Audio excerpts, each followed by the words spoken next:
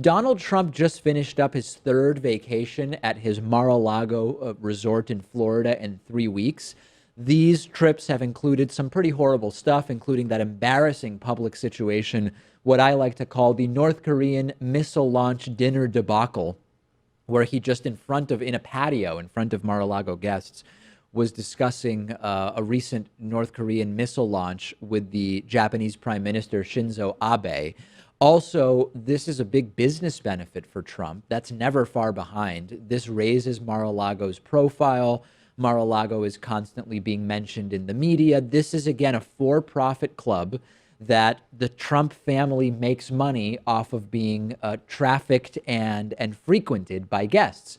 The Washington Post is reporting that these trips to Mar-a-Lago, 3 trips, have cost U.S. taxpayers about $10 million. Okay, that's about $3 million per trip. This includes Coast Guard and other military activation. It includes Secret Service. It includes additional staffing.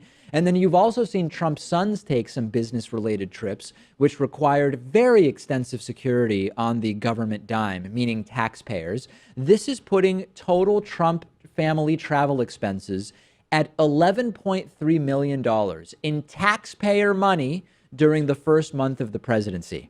Context time. This is roughly what President Obama spent on travel for an entire year of his presidency. He was spending about $12.1 million per year of his presidency on travel. Republicans said it was outrageous. Every time he went to Martha's Vineyard, it was a scandal. Every time he went to Hawaii, it was a scandal. Donald Trump spent as much as Obama was spending in a year, Pat, in 1 month.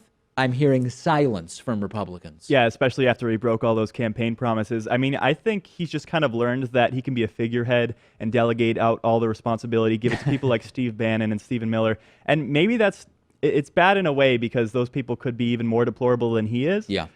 But if you're spending all this money still and traveling around, there's really just no way to justify it if you're not actually doing the work. No, and maybe he is. I mean, I know the president can work from anywhere and blah, blah, blah, but that's not really what it's about. It's about the fact that Trump himself was critical of Obama for his trips as well. This also, I'm just talking to you about the Trump numbers. Trump and his wife, Melania, aren't living together. She's living in New York City.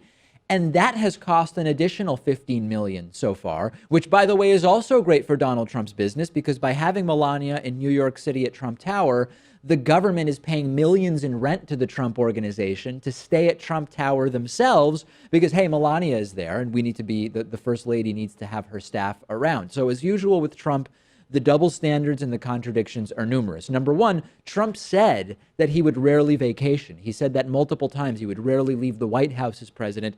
That's a contradiction because he's doing it all the time. Okay, so that's a campaign lie. Number two, Trump claims to be an advocate of fiscal conservatism. In theory, obviously that's BS, but he claims to be an advocate of fiscal conservatism. It's not exactly fiscally conservative to spend as much per month as President Obama was spending per year on travel expenses. And layer 3 is, and we'll start to show you some of the data around this, layer 3 is that Trump himself previously slammed President Obama for the vacations that he took, okay? So we have one tweet from last year where Donald Trump said taxpayers are paying a fortune for the use of Air Force One on the campaign trail by President Obama and crooked Hillary, a total disgrace. And then also a Trump tweet from 2014 where he said, I say, we cannot continue to let Obama fly around on Air Force One at a cost of millions of dollars a day for the purpose of politics and play.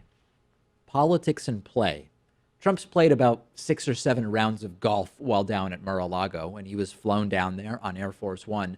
Does that qualify, Pat, as the type of flying around on Air Force One for play that President Obama was slammed for? I think it's the exact same thing, right? It's the same thing. I mean, and Trump has said that he's not going to accept the presidential salary of $400,000. That's a drop in the bucket compared to this. And if he really is a billionaire, he should be able to compensate the American taxpayer for this $11 million just so far in the first month. Trump said in 2015 to a reporter, I would rarely leave the White House because there's so much work to be done. I would not be a president who took vacations.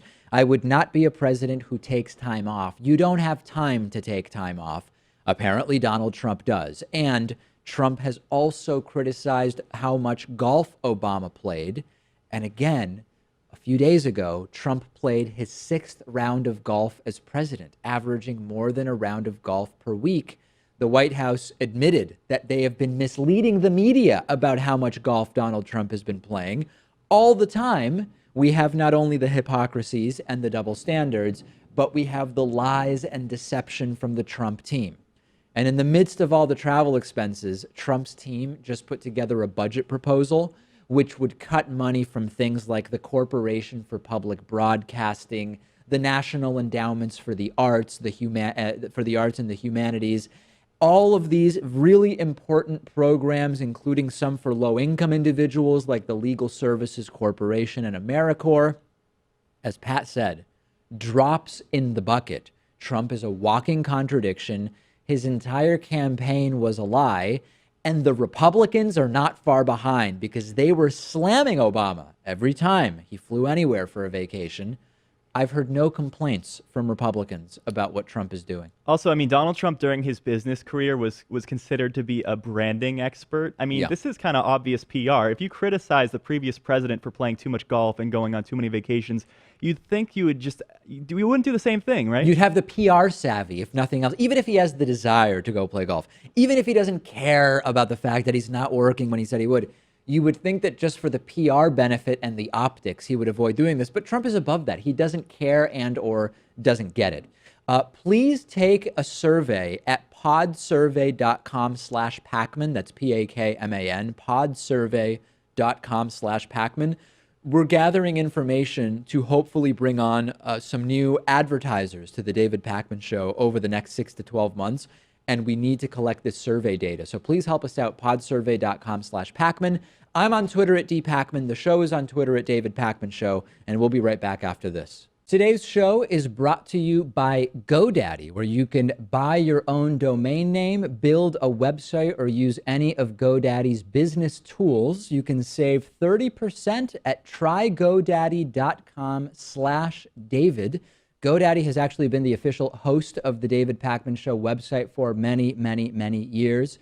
The 24/7 customer support has been a very good thing for us. I've called them at really odd times when we've had website issues, and they are always available. They are the largest domain registrar, and whether you have a new idea, you're an established business, you're creating a personal website, or moving your large enterprise site over to GoDaddy, they can do it all. 13 million customers. Try it and get 30% off at trygodaddy.com/David.